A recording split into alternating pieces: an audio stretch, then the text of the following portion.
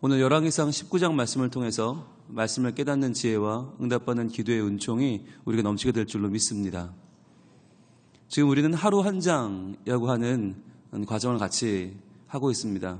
그런데 하루 한 장은 한 장을 다 다룰 수가 없어요. 이 새벽 시간에. 그래서 각 장의 앞부분만 다룹니다. 그래서 어제 열왕기상 18장은 사실 설교할 내용이 너무 많은 장이었어요. 설교하자고 하면 여러분 제 스타일 아시죠? 1년도 할 수 있는 장이 열왕기상 18장이에요. 그런데 그 내용을 하나도 다루지 못했어요. 전반부는 그 내용을 다 말하지 않기 때문이죠.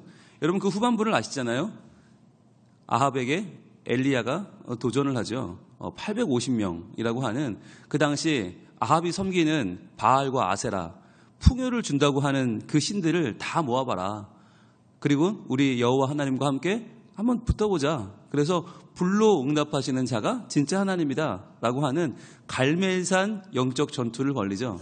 그리고는 850명의 바알 아세라 선지자들이 막 날뛰면서 칼로 몸을 그어대면서 그렇게 부르는데 대답이 없어요. 그러니까 엘리야가 야, 네 신들이 자나보다 좀 더 크게 불러라. 근데 아무리 불러도 응답이 오지 않아요. 그런데 엘리야가 여호와를 부르자 불이 내려서 그 모든 재물을 살라버리죠. 그 영적인 전투의 승리가 열왕기상 18장입니다. 여러분 아마 열왕기상 18장은 모든 예수 믿는 사람들이 전부 기대하는 아주 성경의 하이라이트 중에 하이라이트고요. 생각해 보세요. 다윗과 골리앗 이야기가 우리는 보통 하이라이트라고 하지만 그래봤자 골리앗 하나 넘어뜨리는 거 아니에요. 그런데 이 아합이라고 하는 악한 왕의 콧대를 꺾을 수 있고 게다가 850명이라고 하는 이 어마어마한 바알과 아세라 선지자를 다 칼로 베어버렸거든요. 그러니까 이쯤 되면 승리 가운데도 엄청난 승리죠. 그것도 이스라엘 백성들이 다 보는 앞에서. 그러니까 이쯤 됐으면 엘리야의 생각은 뭐겠어요? 다 됐다 이제 끝났다. 이 전쟁은 끝났다. 이제 우리 이스라엘 백성들은 바알과 아세라를 떠날 것이고 아합은 회개할 것이고 이세벨도 눈물을 흘리며 제가 잘못했어요 그럴 것이고 하나님의 정의가 이 땅에 회복될 것이다 라고 하는 기대가 충만해지지 않았겠어요? 그게 여호와의 18장의 결론이 되어야 되지 않겠어요? 그런데 오늘 19장은 전혀 다른 결론이 나와요. 여러분 이게 중요한 거예요. 성경을 읽을 때 열왕기상 18장만 딱 떼놓고 읽으면 와 할렐루야 하나님이 이러셨다 드디어 우리는 승리했다 끝 이럴 것 같아요. 해피엔딩 같지만 하나님 말씀은 열왕기상 18장으로 안 끝나요. 중요한 건 19장으로 연결된다는 게 중요하죠. 그래서 우리가 하루 한 장을 이렇게 보고 있는 이유는 뭐냐면 성경의 흐름을 보자는 거예요. 어떠한 이야기들이 어떻게 이어지고 있는가. 여러분 우리 일상에 제가 말씀을 한번 여쭤볼게요. 우리 일상에 열왕기상 18장과 같은 승리가 과연 존재합니까?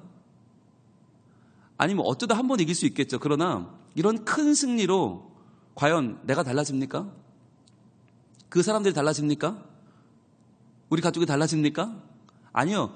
가족은 둘째치고 사람들은 둘째치고 나도 안 달라져요.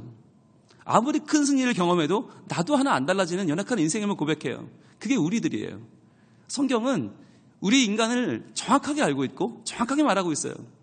아무리 850대 1 아니야 8500대 1, 85,000대 1이 승리를 거둬도 안 바뀌어요. 참 어려워요. 이게 19장 들어갑니다. 1절입니다.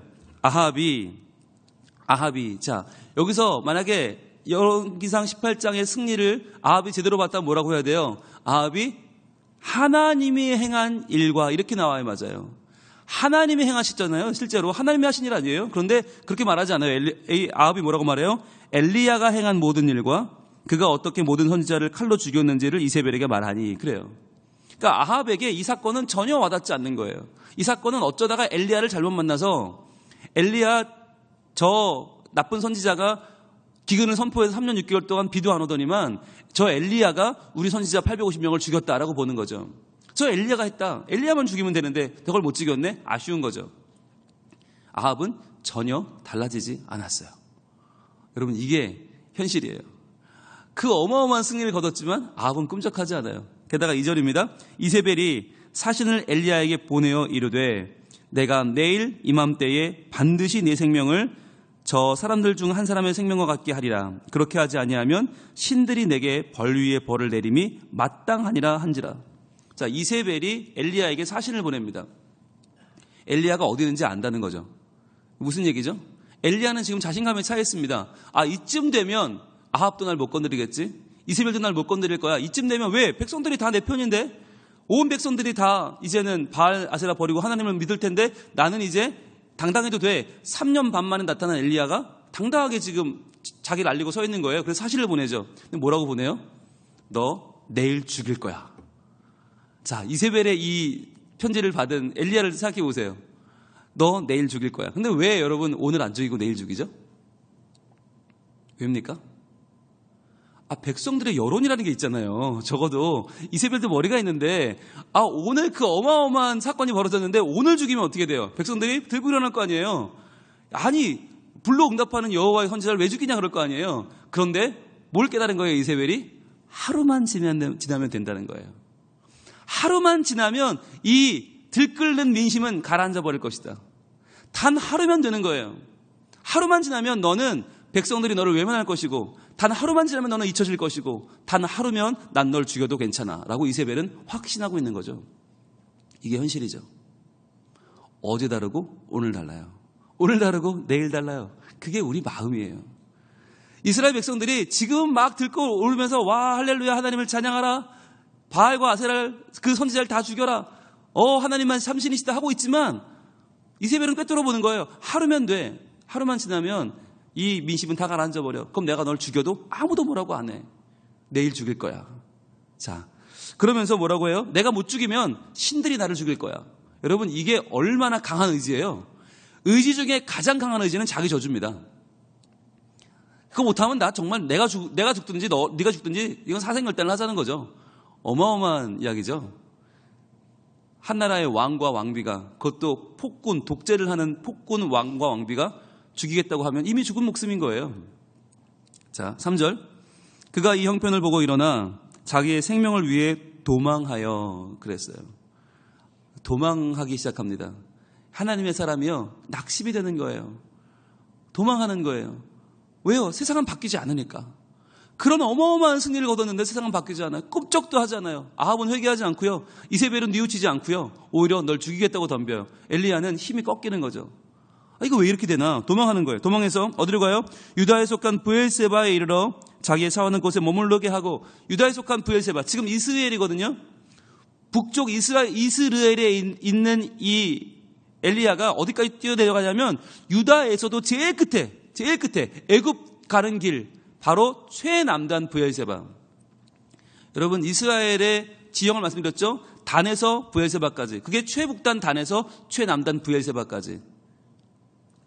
애굽 출신 하갈이라고 하는 아브라함의 여종이 있었잖아요. 그 아브라함 여종이 이스마엘을 낳고 사라에게 구박을 받습니다. 그리고 도망하려고 몸을 피하죠. 어디로? 브엘세바로. 왜? 브엘세바가 애굽 내려가는 길목이니까. 브엘세바만 지나가면 광야고 광야 지나면 애굽이거든요. 그러니까 브엘세바는 제일 남단이에요. 이스라엘 제일 끝이에요.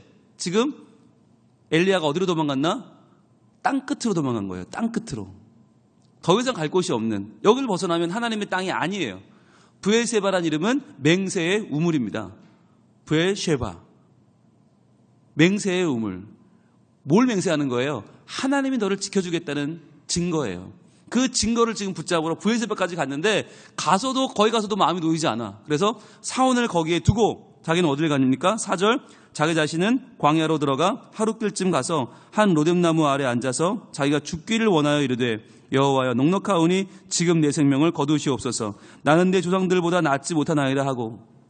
자, 차라리 하나님 죽여주십시오. 차라리 저를 죽이시고 끝내시죠 라고 하는 거죠. 왜? 이 기나긴 싸움이 어디까지 갈지 모르겠습니다. 아무리 바알 선지자, 아세라 선지자를 죽여도 850명을 내 손으로 죽였는데 이 싸움이 끝나지를 않습니다.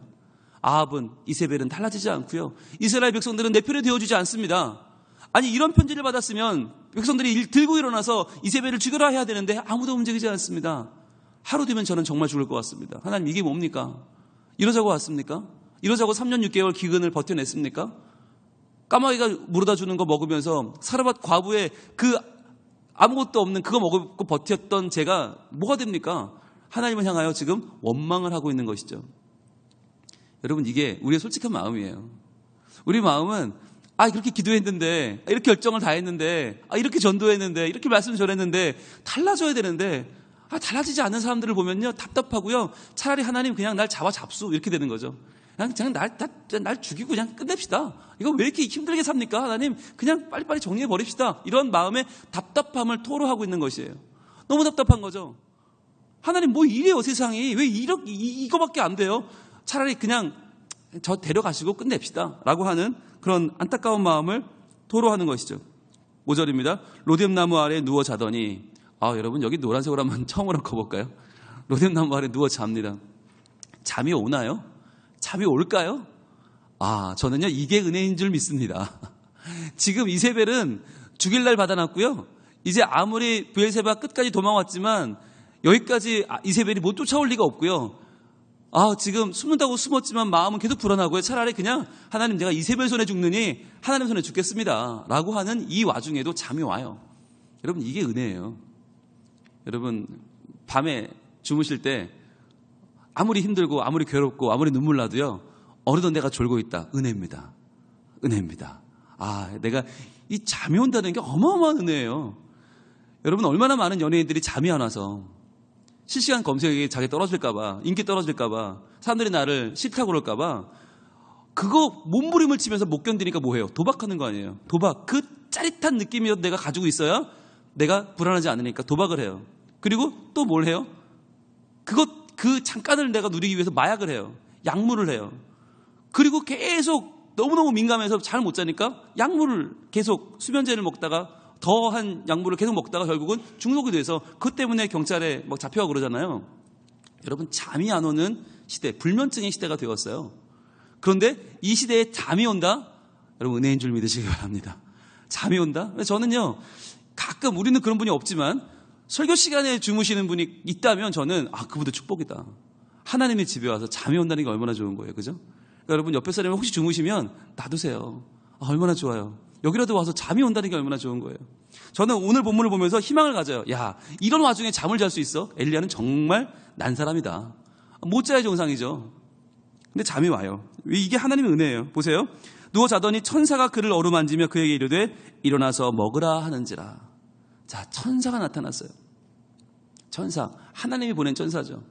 뭐라고 하느냐면, 본즉 머리맡에 숯불에 구운 떡과 한 병 물이 있더라. 이에 먹고 마시며 다시 누웠더니.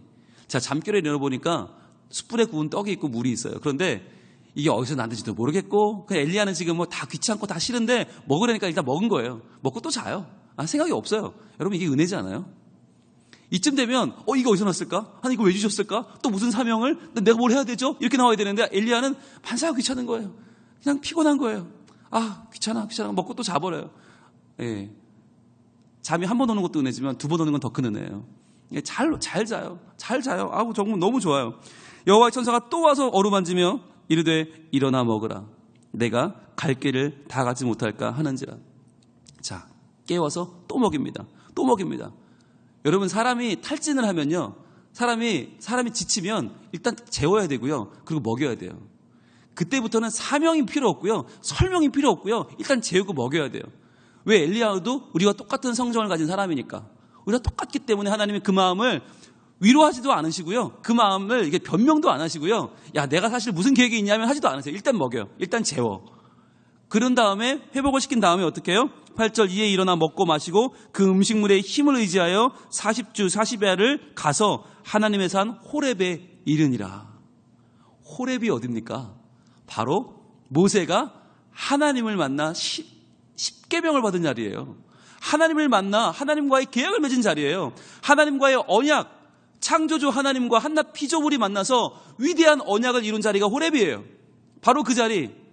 80년 동안 무기력하게 애굽의 왕자로 살다가 살인자가 돼서 광야에 나가서 이제는 아무도 찾지 않는 힘없는 노인으로 살던 그 모세를 다시 불러준 장소가 어디예요? 호렙이에요.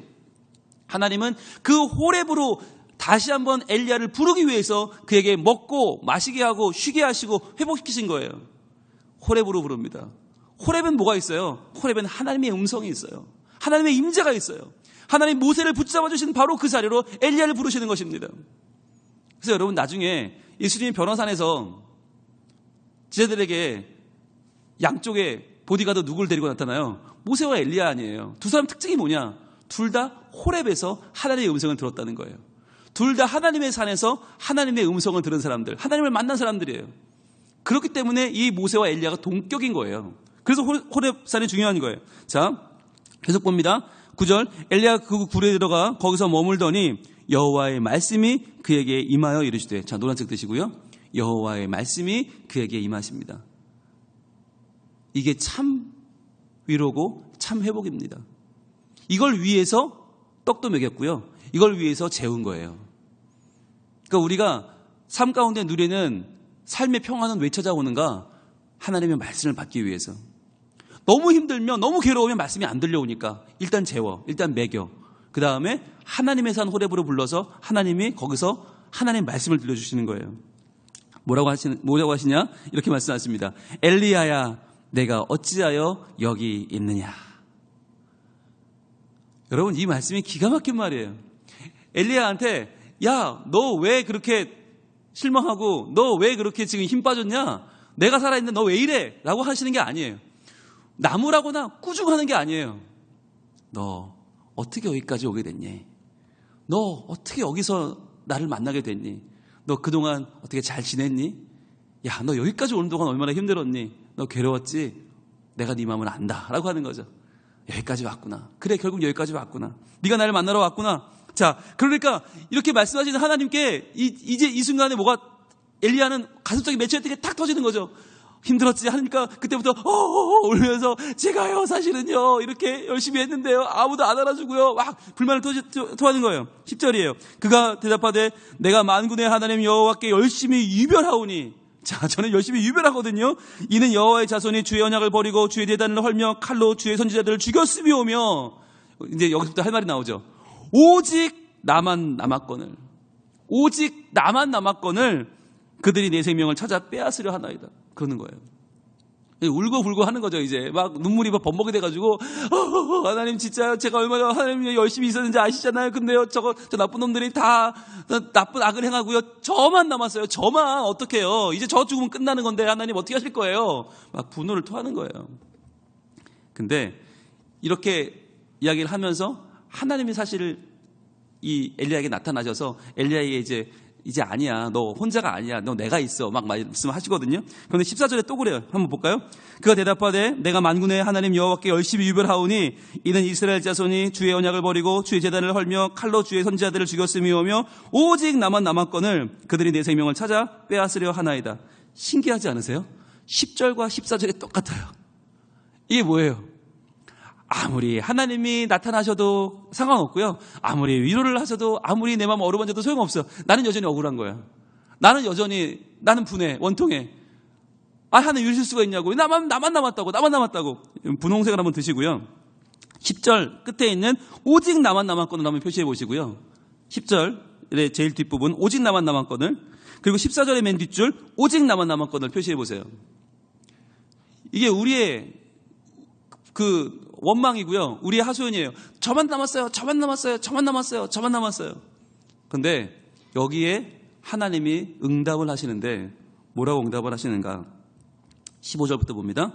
여호와께서 그에게 이르시되, 자, 이거 노란색으로 문장 그어야 되겠죠? 이제 습관적으로 그으셔야 되죠? 여호와가 말씀하십니다. 뭐라고 말씀하시나? 너는 내 길을 돌이켜 광야를 통하여 다메섹으로 가서 이르거든 하사엘에게 기름을 부어 아람의 왕이 되게 하고, 자, 아람 왕 하사엘을 네가 세워야 되고, 그 다음에 너는 또 님시의 아들 예후에게 기름을 부어 이스라엘의 왕이 되게 하고, 자, 이스라엘 왕을 또 세워요. 또 아멜 무홀라 사밧의 아들 엘리사에게 기름을 부어 너를 대신하여 선지자가 되게 하라. 자, 3명을 너의 다음 세대를 세워야 할 하나님의 사명을 허락해 주십니다. 야, 너 혼자가 아니야. 내 뜻을 이룰 사람이 벌써 지도자급으로 셋이나 있어. 아람 왕 하사엘을 세우고 그 다음에 이스라엘 왕 예후를 세워. 너를 죽이려고 하는 아합과 이세벨은 곧 죽게 될 거야. 누구의 손에? 예후의 손에. 예후를 네가 세워. 그 다음에 네가 혼자밖에 없다고 그랬지? 네가 행할 그 선지자의 사역을 행할 사람이 있어. 바로 엘리사야. 네 다음 때에 너만큼 훌륭한 엘리사가 또 있어. 3명을 기름을 붓게 하십니다. 그러면서 17절 이렇게 말씀하시죠. 하사엘의 칼을 피하는 자를 예후가 죽일 것이요 예후의 칼을 피하는 자를 엘리사가 죽이리라. 무슨 말이에요? 너 혼자가 아니란 말이에요. 너 혼자가 아니야. 하사엘이 내 일을 할 거고, 그가 못하면 예후가 할 거고, 예후가 못하면 엘리사가 할 거야. 그러면서 결정적인 말씀을 18절로 하시죠. 18절이 바로 10절과 14절 오직 나만 남았거늘의 답입니다. 하나님의 답입니다. 18절 같이 읽습니다. 시작. 그러나 내가 이스라엘 가운데에 7,000명을 남기리니 다 바알에게 무릎을 꿇지 아니하고 다 바알에게 입맞추지 아니한 자니라. 바로 이거예요. 우리는 말해요. 나만 남았어요. 나만 남았어요. 아무도 안 해요. 아무도 못한대요. 아무도 다 싫대요. 하나님 저밖에 없어요. 그런데 하나님은 아니 7,000명이 남아있어. 여러분 7,000명이라는 숫자는요. 딱 머릿수로 세서 7,000이 아니에요. 7이라는 말은 완전한 숫자잖아요. 완전수예요. 1,000은 셀 수 없다는 뜻이에요. 7,000명은 셀 수 없이 많다는 얘기예요. 바알에 무릎 꿇지 않은 하나님의 사람이 지금 셀 수 없이 많다. 너 하나가 아니다. 네가 가서 아람 왕 세우고 이스라엘 왕 세우고 선지자를 세워서 그 사람들이 일을 하기 시작하면 그 사람들이 세워나갈 하나님의 그 다음 세대, 하나님의 놀라운 세대는 지금 수를 셀 수 없이 많아. 그걸 왜 네가 보지 않고 너 혼자 남았다고 하느냐. 내가 살아있다는 거죠. 너를 통해 일한 건 나라는 거죠. 너에게 승리를 준 자도 나고 너를 통해 이 위대한 승리를 이어나갈 사람도 나다라고 하나님은 그에게 말씀하고 있는 것입니다. 여러분 신앙생활을 하면서 우리는 때때로 이렇게 엘리야처럼 나밖에 없어요 라고 할 때가 있어요. 나는 열심히 하는데 딴 사람은 새벽기도도 안 나와. 난 열심히 하는데 우리 구역원들은 구역예배도 안 모여. 난 이렇게 열심히 하는데 우리 부서 교사들은 그것도 몰라. 난 이렇게 열심히 하는데 부교육자들은 내 마음도 안 알아줘. 안 따라와. 막 미칠 때가 있어요. 나밖에 없는 것 같아. 그러나 기억하세요. 하나님은 우리를 통해서 더 많은 사람들을 세우기를 원하시고 하나님은 우리를 위해서 7,000명을 남겨주셨어요. 온전하게 많은 사람들이 있어요. 그 많은 사람들과 함께 동역하면서 하나님을 높이고 하나님의 일을 할 수 있게도 하나님은 지금 다 예비해 놓으셨다고 하는 것입니다. 나 혼자가 아닙니다. 함께 할 때 위대한 일을 할 수 있고요. 함께 할 때 힘을 얻을 수 있어요. 오늘 이 엘리야의 탈진을 한번 보세요. 혼자라고 생각하면 지쳐요. 아무것도 못해요. 그러나 그 탈진 가운데 하나님이 말씀하시고 하나님이 먹이시고 재우시고 회복시키셔서 결국 하나님의 산으로 불러주세요. 그리고 그에게 사명을 회복시키시고 다음 세대를 세울 것을 말씀하시고 그리고 7,000명을 예비하셨다. 이 모든 말씀이 바로 지금 우리 각자에게 주시는 하나님의 위로임을 믿습니다. 혹시라도 나 혼자밖에 없어요. 힘들어요. 죽겠어요. 못하겠어요. 라고 하는 답답함이 있다면 오늘 이 말씀을 붙잡고 기도할 수 있기를 원합니다. 하나님 다시 한번 저에게도 용기를 주시고 희망을 주시고 다시 저를 회복시켜 주시고 다시금 내 육체의 질병을 이길 힘을 주시고 내 삶의 아픔을 이겨낼 힘을 주시고 하나님 붙잡고 나아가 믿음으로 승리하는 주의 백성이 되게 하여 주시옵소서. 기도한 우리들에게 하나님 반드시 우리의 기도를 들으시고 응답하실 줄로 믿습니다. 기도하겠습니다. 하나님 감사합니다. 어마어마한 승리를 거두었지만 그 승리 뒤에 아무것도 달라진 것 같지 않은 이 모습을 보며 엘리야는 탈진하고 외로움과 괴로움에 빠져듭니다. 그러나 하나님은 그를 회복시키시고 그를 만나주시고 말씀으로 임재하시고 나 혼자밖에 없다고 나밖에 없다고 말하는 그에게 아니라고 네가 다음 세대를 세울 것이고 7,000명을 남겨놓았다 말씀하십니다. 주님, 우리도 외롭고 힘들고 눈물 날 때 다시금 이 말씀을 펴기를 원합니다. 하나님의 말씀, 나를 만나주시는 하나님의 위로, 하나님의 충만, 하나님의 의지와 계획이 나를 붙잡아 주시고 날 위해 돌아가신 주, 날 받으옵소서. 내 모습 그대로 나아갈 때 하나님이여 우리의 연약함도 받아주시고 우리의 모자람도 받아주시고 우리의 불신앙도 받아주셔서 하나님 안에 저희가 회복되고 다시 한번 일어나 주신 사명을 감당해내는 하나님의 신앙의 자녀로 다시 한번 우뚝 서게 하여 주시옵소서. 내일은 주일입니다. 주님, 오늘 저희들이 말씀을 붙잡고 기도하는 가운데 하나님과 동행하게 하시고 거룩한 주일을 준비하며 부족함이 없게 하시고 내일은 또한 성찬식도 있습니다.